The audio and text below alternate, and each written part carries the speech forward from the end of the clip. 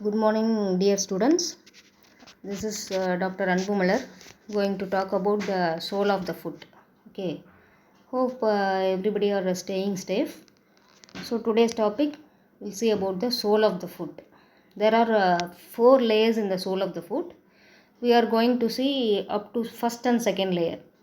Of course, the third and fourth layer will be dealt in a separate class.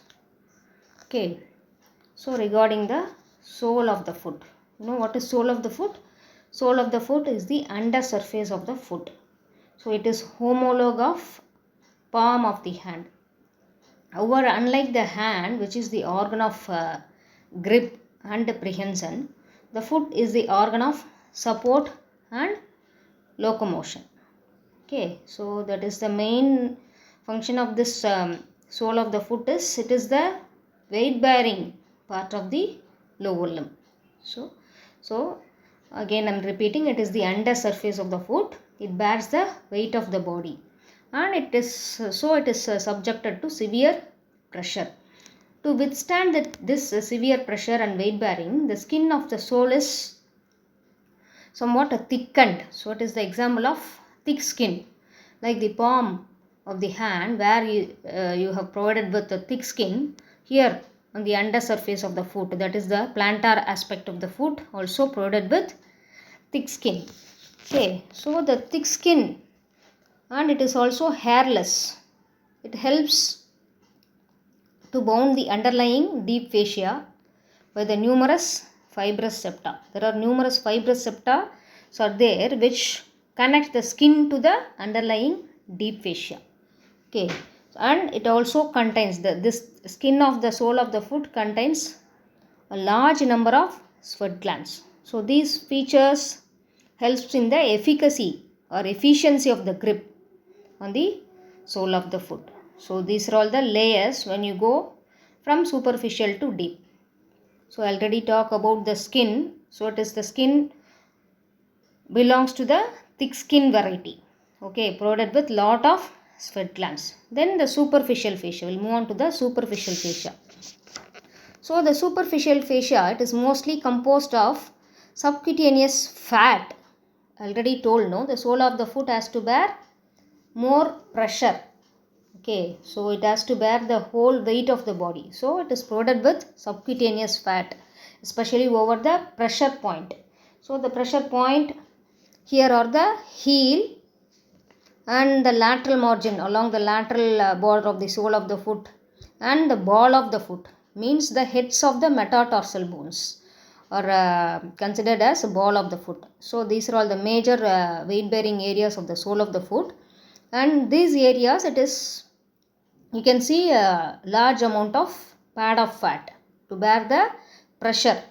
Okay, to overcome the pressure on the this weight bearing points. Okay, so that is about the superficial fascia. So you have to remember the superficial fascia is thick and dense and also provided with a lot of fat.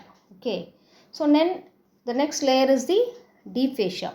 The deep fascia, there are two modifications of deep fascia we can appreciate in the sole of the foot.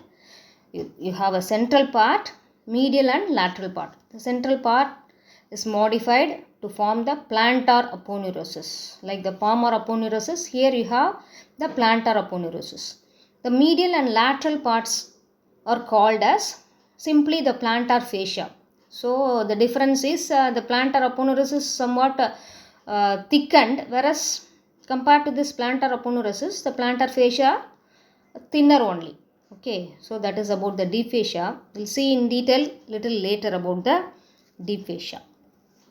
So this is the skeletal framework of the foot. So it is composed of tarsal bones and metatarsal bones and phalanges. Okay, so you divide the foot into three compartment or three divisions: the forefoot, the midfoot and hindfoot. So the forefoot is contributed by your metatarsal bones and phalanges. So the middle layer is contributed by your cuneiform bones. You can see in this picture the cuneiform bones, medial, middle and lateral cuneiform, and the cuboid bone and the navicular bone. These contribute to the midfoot. The hind foot is contributed by two other tarsal bones. They are the calcaneum and the talus bone. Okay, so this is the skin of the sole of the foot. You can see over the pressure points over the heel, the lateral margin, especially the lateral margin of the sole of the foot and the ball of the foot that represent the head of the metatarsal bones. So these are all the pressure or weight bearing points of the sole of the foot. So once the skin is removed, you can see the underlying deep fascia. So in this picture, the skin along with the superficial fascia is removed to show the deep fascia. You can appreciate lot of fat or pad of fat over the heel. Over the heel region, you can appreciate the pad of fat. So in this picture, you can also see the central triangular portion of the sole of the foot, that is the plantar aponeurosis. You can also see some white structure along the sides of the plantar aponeurosis, that is the medial and lateral plantar fascia. Okay. Before going in detail about the deep fascia proper, we'll finish it off the cutaneous innervation. Okay. In this picture, you can see the cutaneous innervation of the leg and also the foot. Okay, so you please concentrate on the posterior view, the second picture. The posterior view, it is given the cutaneous innervation of the back of the leg and the sole of the foot. You can appreciate. We'll show you one more picture. So this is the nerves, cutaneous nerves supplying the sole of the foot. So how many nerves are seen here? There are 5 nerves. Okay. So the 5 colors are there, no? So the medial 3.5 part of the toes and also the skin of the sole is supplied by the medial plantar nerve, whereas the lateral 1.5 part of the skin of the toes and the sole of the foot is supplied by the nerve called lateral plantar nerve. Okay, both the medial and lateral plantar nerves are branches from tibial nerve, okay, which is in turn a branch of the sciatic nerve. So the sciatic nerve, you can see on the back of the thigh, the sciatic nerve descends down and divides into 2 terminal branches. The medial nerve is the tibial nerve, the lateral nerve is the common peroneal nerve. So these medial and lateral plantar nerves are the branches from the tibial nerve. Then over the heel region, the blue color, no, so that is branches, the calcaneal branches. That is also a branches of tibial nerve. Okay, there are so many small twigs. It has been mentioned branches, no. So the calcaneal branches, it arises from the tibial nerve. Then apart from this major area of supply, you can see a small strip of skin along the medial margin of the sole and also along the lateral margin of the sole. So the medial margin of the sole, the small strip of skin over the medial margin indicated in purple color, it is supplied by the saphenous nerve, which is a branch of femoral nerve. Okay, so it is a cutaneous branch of the femoral nerve. And coming to the lateral aspect, a small area of skin along the lateral aspect supplied by the nerve called sural nerve. It is a branch from the tibium. It is also a branch from the tibial nerve. Sometimes it arises as a branch from the communicating branch between the common peroneal and the tibial nerve. Forget about that. Just remember the sural nerve, it's a branch of the tibial nerve. So totally you have 5 nerves supplying the skin over the sole of the foot. See, so the medial 3.5 areas supplied by the medial plantar nerve, the lateral 1.5 supplied by the lateral plantar nerve. Both are branches from tibial nerve. Then skin over the heel, it is also supplied by the calcaneal branches of tibial nerve. Then along the medial margin you have saphenous nerve. Along the lateral margin you have sural nerve. Okay, so this is the deep fascia seen on the sole of the foot. So the main modification of the deep fascia in the sole of the foot is the plantar aponeurosis. Apart from that, you have other modification of deep fascia. I already mentioned, no? You have medial and lateral plantar fascia. Then apart from that, you have modification of deep fascia in the sole of the foot. That is called the deep transverse metatarsal ligament. Then you can also find the fibrous flexor sheath. Okay, provided arranged around the long flexor tendons. Okay, remember the fibrous flexor sheath of the upper limb also. So these are all the modifications of the deep fascia on the sole of the foot. So number 1, it is the plantar aponeurosis. Number 2, you have medial and lateral plantar fascia. Number 3, you have a deep transverse metatarsal ligaments. Number 4, you have fibrous flexor sheath. Okay, present around the long flexor tendons. So these are all the modifications of deep fascia on the sole of the foot. So the plantar aponeurosis, the central portion of the sole of the foot, the deep fascia is thickened. It is made up of several components of fibers, especially it is made up of collagen fibers, okay, which gives strength to that aponeurosis. So this plantar aponeurosis is considered as a representation of the plantaris muscle. You remember a small muscle seen on the back of leg, that is the plantaris. This plantar aponeurosis is considered as a discontinuation of or a morphological remnant of the muscle called plantaris. Okay, so in this picture you can see the central part, a triangular part of deep fascia. You can see the apex of the triangle being attached to the calcaneal bone. The base is merging with the deep transverse metatarsal ligaments. On either side of the plantar aponeurosis, you can appreciate plantar fascia.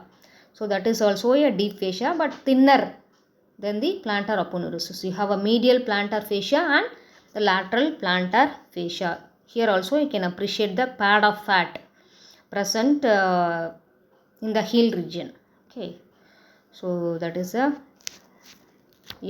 So again, the plantar aponeurosis, the central part, that is the plantar aponeurosis, cover the underlying muscle, the first layer muscle. I told there are 4 layers in the sole of the foot. So the first layer muscles are here, the flexor digitorum brevis, abductor hallucis and abductor digiti minimi. So the flexor digitorum brevis is the central muscle which is covered by the central part of the deep fascia, that is the plantar aponeurosis. Whereas the abductor hallucis, that is the medial muscle, which is covered by the medial plantar fascia, and the lateral muscle is the abductor digiti minimi, which is covered by the lateral plantar fascia. See, this is the attachment of the plantar aponeurosis. See, the apex is attached to the calcaneum. Remember simply the calcaneal tuberosity, that is the biggest dorsal bone, the calcaneal bone, otherwise you call it as a heel bone. Okay, so the apex of the plantar aponeurosis is attached to the calcaneal tuberosity. What happened to the base of this plantar aponeurosis? So the base distally broadens and divides into 5 slips for each digits, and it also merges with the deep transverse metatarsal ligament. Okay, so near the head of the metatarsal, the slips divided into 2 and they pass around the long flexor tendons, and also few fibers get merged with the deep transverse metatarsal ligaments. So what is the function of this plantar aponeurosis? Already mentioned, no? So it provides origin to the superficial group of muscles. So few fibers of the first layer muscle gets its origin from this aponeurosis also. It maintains the arches of the foot. Okay, that is a function. Then another function, the main function is it protects the underlying vessels and nerves. There are so many vessels and nerves present and running in the sole of the foot. Okay, so it nicely protects the underlying vessels and the structures. And also the compartmentalization also considered as a function. So it divides the sole into compartments. No, so medial compartment, middle and lateral compartment, like that. So remember, the main function is to maintain the arch of the foot, to protect the underlying vessels and nerves. Okay, so that is the function.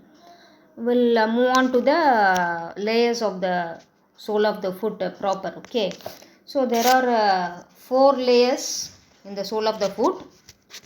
So what are all the 4 layers? Okay, so in the first layer you can see 3 muscles. So these are all the muscles: abductor hallucis, going to the hallux means big toe. It will go and inserted into the big toe. That is in the medial most muscle.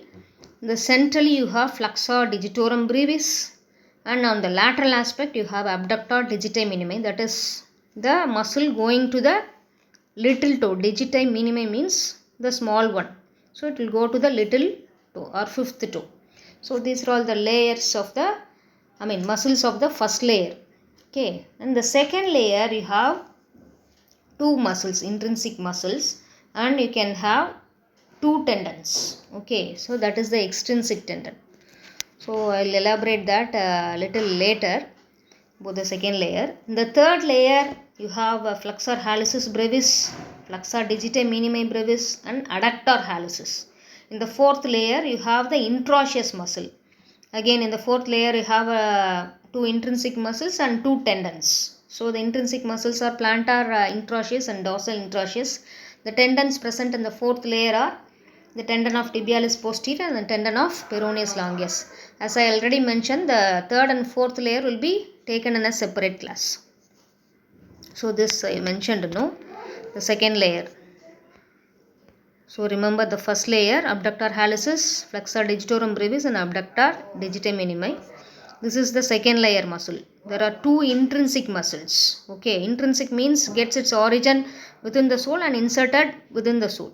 There are two intrinsic muscles named as flexor digitorum accessorius. It is also called as quadratus plantae. Because of its quadrate shape, it is named as quadratus plantae. And you have four lumbricals.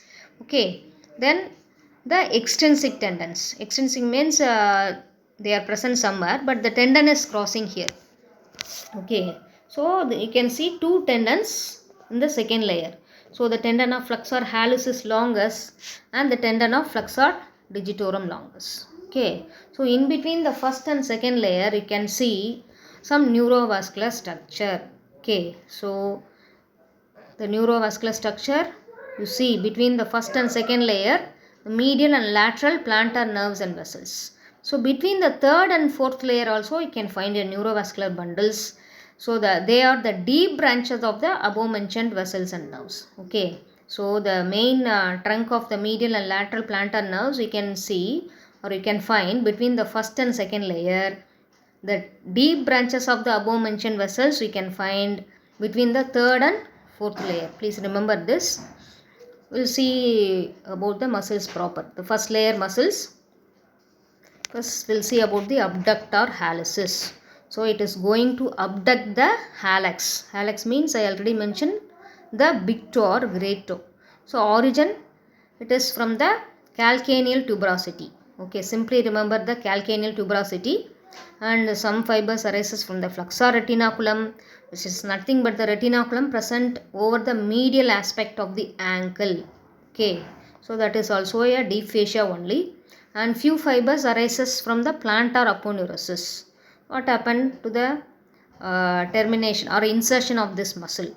So it get inserted to the great toe. Simply remember it is going to the great toe. Which part of the great toe? So it is going to the proximal phalanx. So it will go to the proximal phalanx. So origin is from the calcaneal tuberosity, insertion to the proximal phalanx of the great toe. So this muscle is supplied by the medial plantar nerve. The function is to abduct the great toe. So that is the abductor hallucis. Please appreciate the abductor hallucis muscle in this picture. So that is the medial most muscle. You can see the origin and its termination along the great toe. So the middle muscle is the flexor digitorum brevis and the lateral one is the abductor digiti minimi. Okay. Next we'll see about the flexor digitorum brevis. So origin of the flexor digitorum brevis, simply remember the calcaneal tuberosity. So what happened to the insertion? So this flexor digitorum brevis will go and inserted, divides into four slips and get inserted along the middle phalanx of the lateral four toes except the big toe. Okay, so it provides slips to the lateral four toes alone. It is supplied by the medial plantar nerve. So the action is to produce flexion. So as the name implies, it will go to the digits and it going to cause flexion. Okay, so the flexor digitorum brevis. The action is the plantar flexion of the lateral foretoes. Remember, the origin is simply the calcaneal tuberosity, insertion to the lateral foretoes. Where it will go? It will go to the middle phalanx of the lateral foretoes, supplied by the medial plantar nerve. So this is the picture to show you the flexor digitorum brevis only.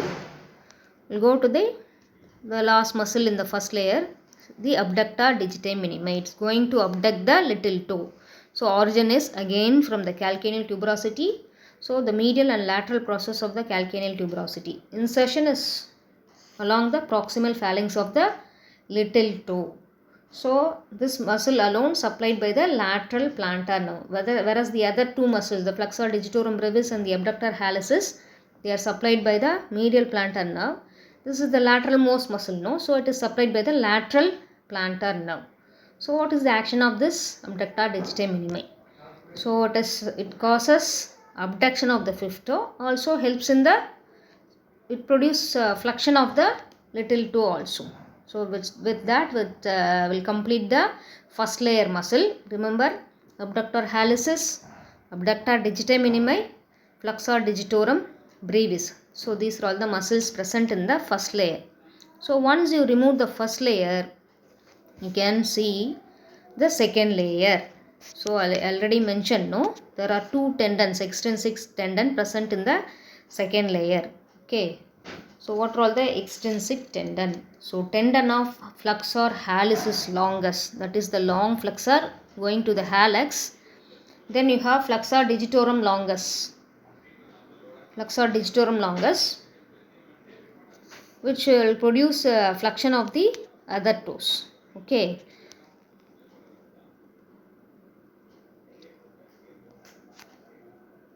In this picture,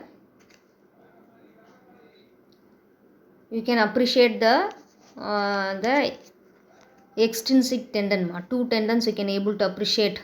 The one tendon going to the hallux and the one more tendon going to the lateral foretoes. Okay, the tendon going to the hallux is the flexor hallucis longus. The tendons going to the other toes is the flexor digitorum longus. So the two tendons you can able to appreciate. You please try to appreciate the other two muscles, the lumbricals. No, you can able to see the origin of the lumbricals between the tendons of the flexor digitorum longus. Just beneath the tendon, you can see a muscle called quadratus plantae. So the other name is flexor digitorum accessorius. Okay, so you can appreciate is going and attaching to the tendon along the lateral margin of the tendon. It is getting inserted. I will tell the attachment now. So another important point to tell about an important anatomical landmark. So where the tendon of flexor hallucis longus and flexor digitorum longus crosses, that point is called knot of Henry. Why this is the point of interest? No, there is that medial plantar nerve can be compressed at this point of crossing of two tendons. So that is the crossing point is known as knot of Henry. You can appreciate, no, the two tendons are crossing. So crossing of the flexor digitorum longus and the flexor hallucis longus seen. You try to appreciate the structures here. The first one is the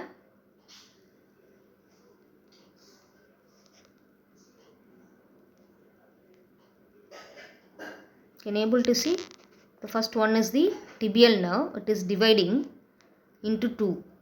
So the number 2 is the medial plantar nerves and vessels, and number 3 is the lateral plantar nerves and vessels. You can see.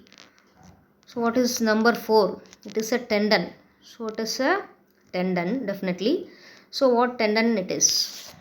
So it is the tendon of flexor digitorum longus. What about number 6? That is also a tendon. So that is the flexor hallucis longus. It is going to the hallux. And you try to please appreciate the number 5. A branch is going underneath the muscle. That is the deep branch of the the lateral plantar artery, that is also called as plantar arch, going to form the plantar arch. And what about the number 7? They are nothing but the digital branches, okay, going to the digits or going to the toes. Okay, plantar digital branches arising from the medial and lateral plantar nerves and vessels. We'll move on to the muscles proper. The flexor digitorum accessorius. Please first appreciate this picture. The quadratus, it is named as quadratus plantae here. So its origin is from the calcaneum. So it is provided with two head, medial head and lateral head. The medial head arises from the medial surface of the calcaneum. The lateral head arises from the lateral process of calcaneum. Insertion, I already mentioned, it is going and inserted along with the tendon, okay, along the side of the tendon of the flexor digitorum longus. So that is the insertion of the flexor digitorum accessorius. So it is supplied by the lateral plantar nerve. So its action is not a major action. It just adjusts the pull of the flexor digitorum longus tendons. You see the flexor digitorum longus is running in the oblique way or in an oblique direction. This muscle helps to correct the oblique pull of the flexor digitorum longus. In turn, it also helps in the plantar flexion of the lateral foretoes. Then move on to the lumbricals of the foot.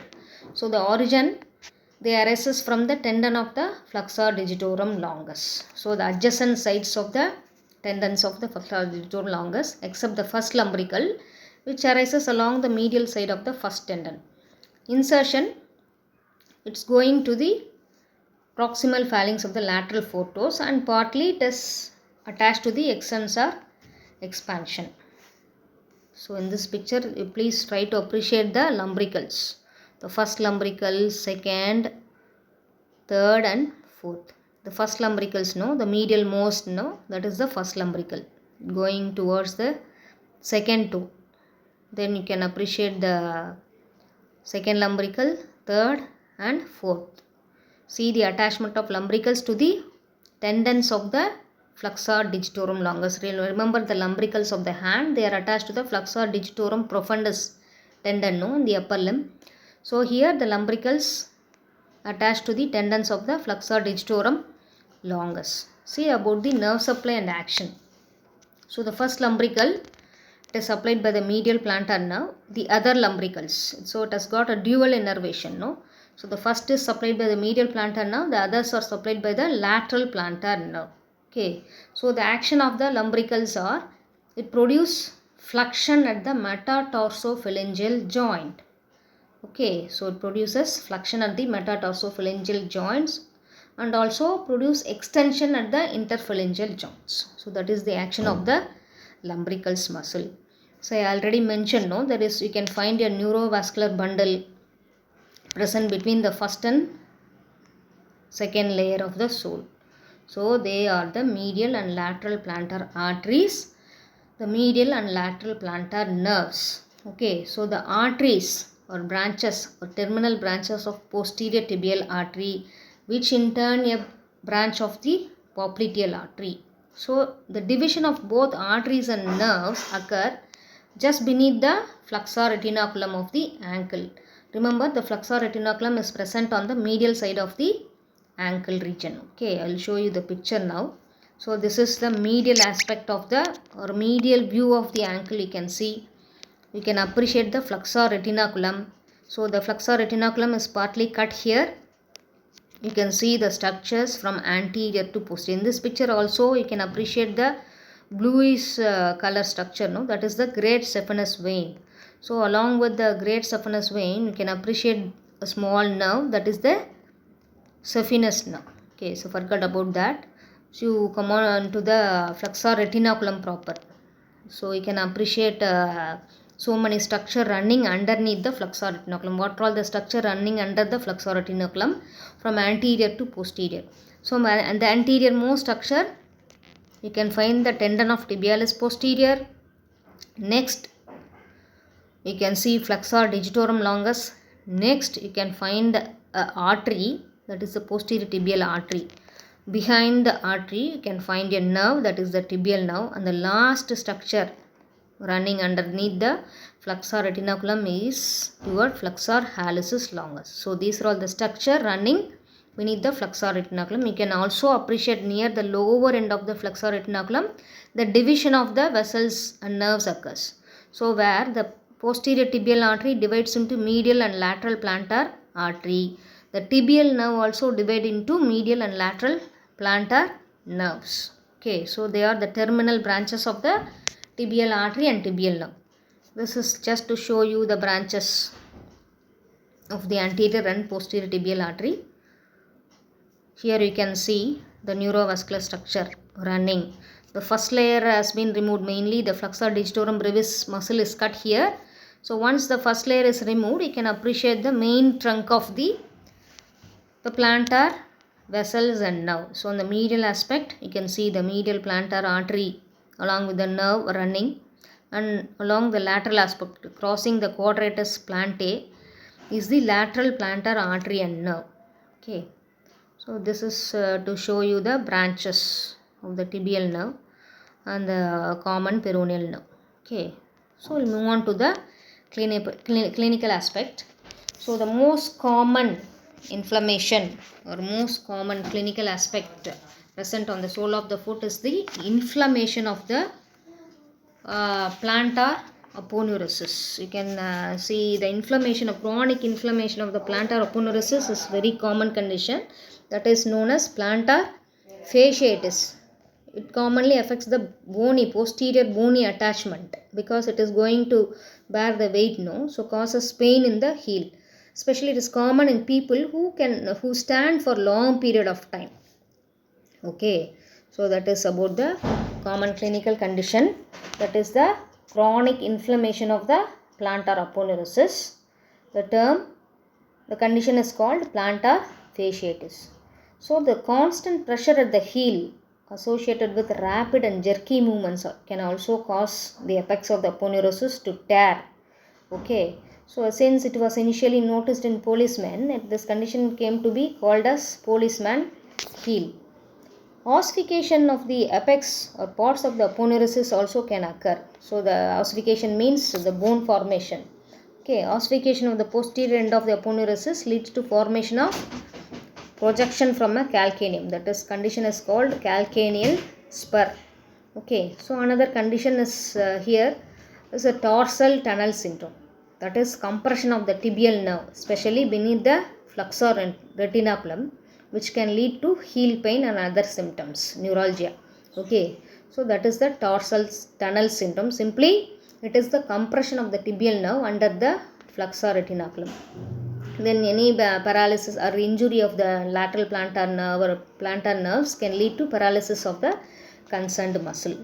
Okay, so simply this is the picture to show you the plantar fasciitis. Especially you can see it is common near its bony attachment, near its posterior end.